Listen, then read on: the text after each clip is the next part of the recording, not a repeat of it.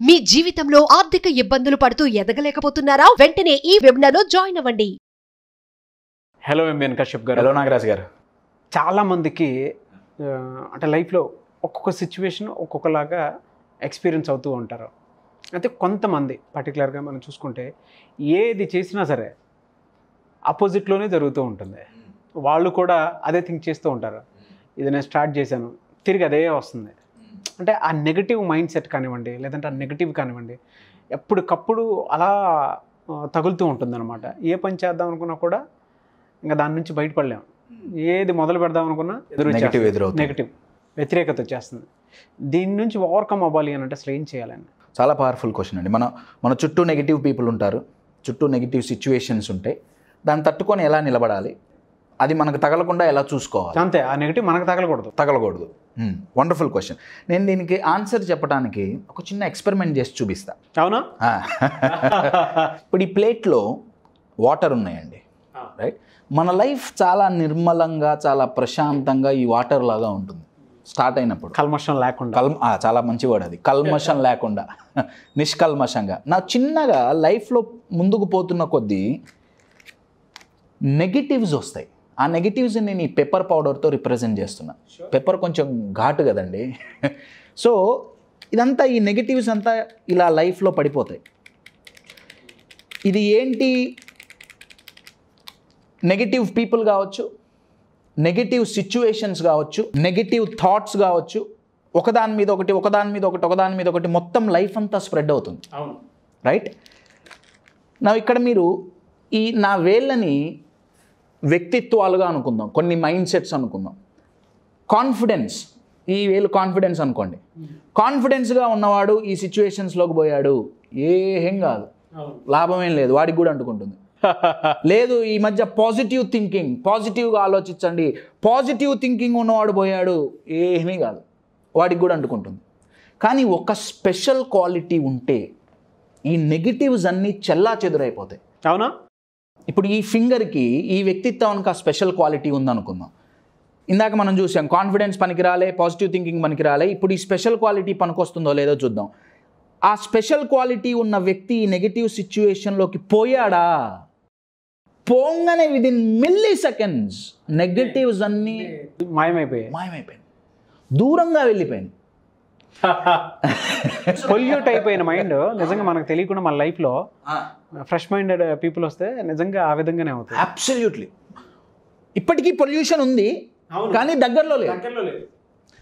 ఈ వ్యక్తికి అది ఎఫెక్ట్ కాదు. నా గ్రేట్ ఎగ్జాంపుల్ మీరు చెప్పిందే. ఇందాక పాజిటివ్ నెగిటివ్ రెండు మాట్లాడుకున్నాను.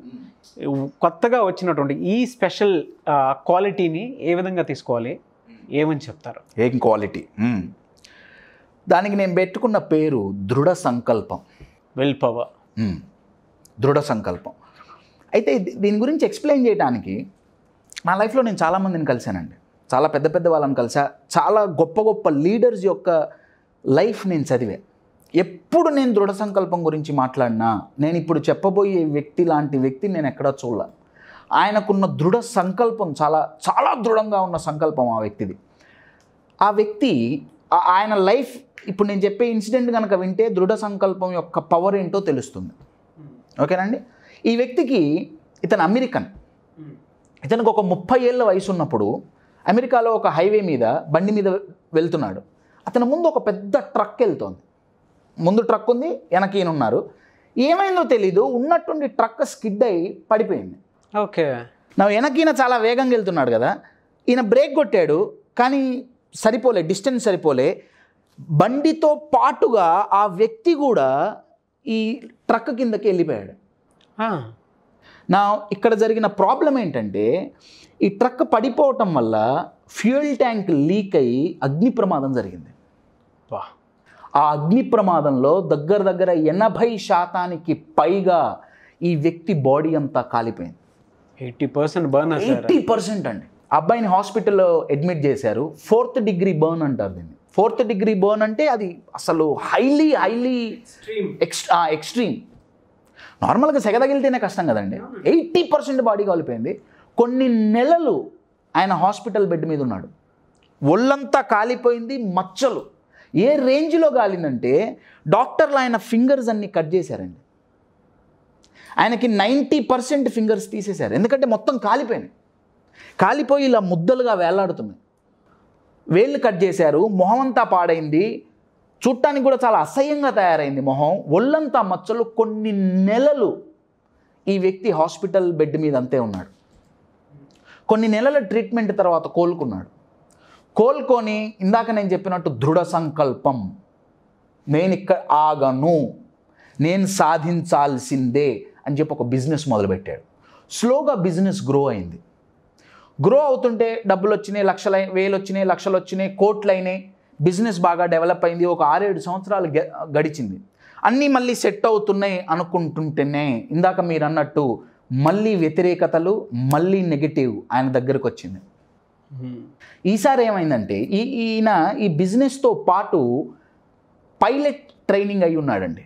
యుఎస్లో ఆథరైజ్డ్ పైలట్లలో ఈయన ఒకడు ఈ వ్యక్తి. సో బిజినెస్ బాగా క్లిక్ అయింది. ఆయన బిజినెస్ టీమ్మేట్స్ని తీసుకొని ఆయన చార్టెడ్ ఫ్లైట్లో వేరే ఎక్కడికో వెళ్ళటానికి బయలుదేరాడు. అందరు ఫ్లైట్లో కూర్చున్నారు, ఈయనే పైలట్. ఫ్లైట్ టేక్ ఆఫ్ అయింది. టేక్ ఆఫ్ అయిన కొద్ది క్షణాలలోనే టెక్నికల్ ఇష్యూస్ వల్ల క్రాష్ అయింది. మళ్ళీ దెబ్బ. అయితే క్రాష్ అయినప్పుడు ఆ ఫ్లైట్లో ఉన్న ఆ 10-15 మంది ఎవరైతే ఉన్నారో వాళ్ళు సీట్లలో నుంచి బయటికి దూకి పారిపోయారు. ఇతను కూడా తన సీట్లో నుంచి లేద్దామని ప్రయత్నించాడు, పారిపోదామని, దూకుదామని, కానీ లేవలేకపోయాడు. మళ్ళీ లేద్దాం అనుకున్నాడు, ఆ చైర్ని ఇట్లా పట్టుకొని లేద్దాం అనుకున్నాడు, కానీ లేవలేకపోయాడు. ఓకే సీట్ బెల్ట్ ఉందేమో అని తీశాడు, అయినా లేవలేకపోయాడు.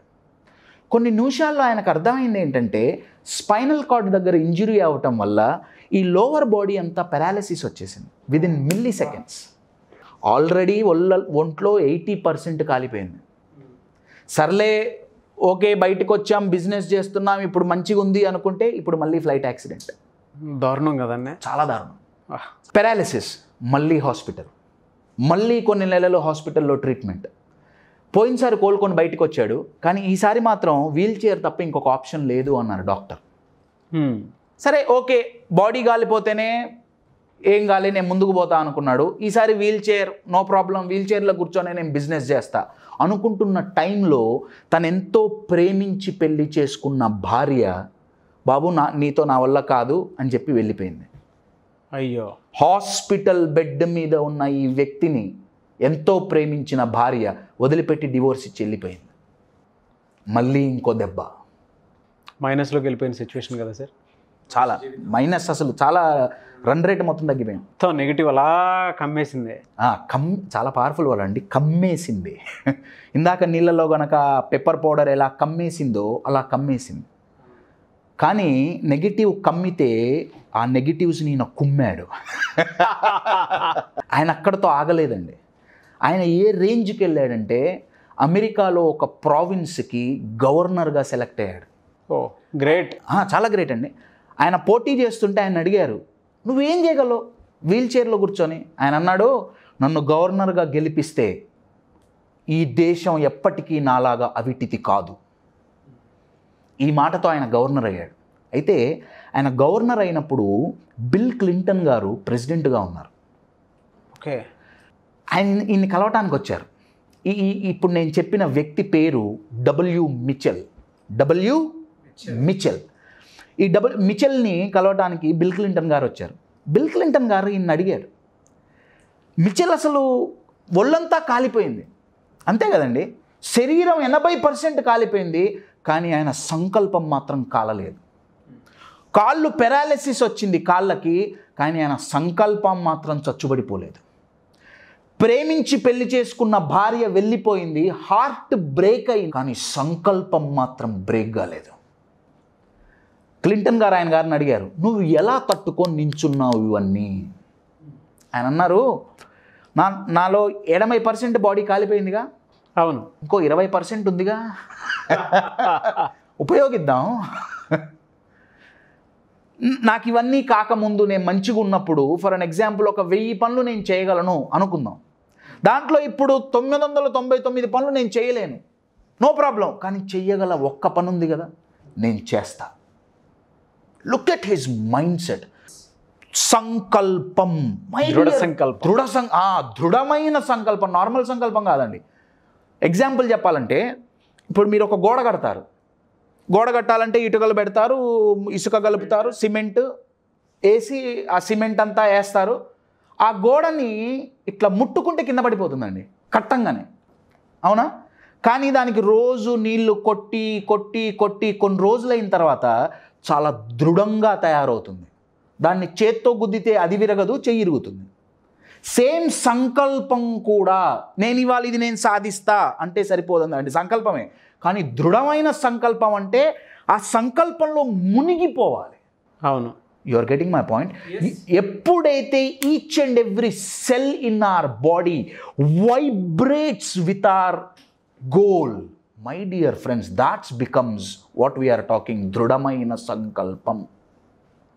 ఇంగ్లీష్లో అయితే విల్ పవర్ దీన్ని అనేది, కానీ నేను దీనికి పెట్టుకున్న పేరు విల్ పవర్ కాదండి, దిల్ పవర్.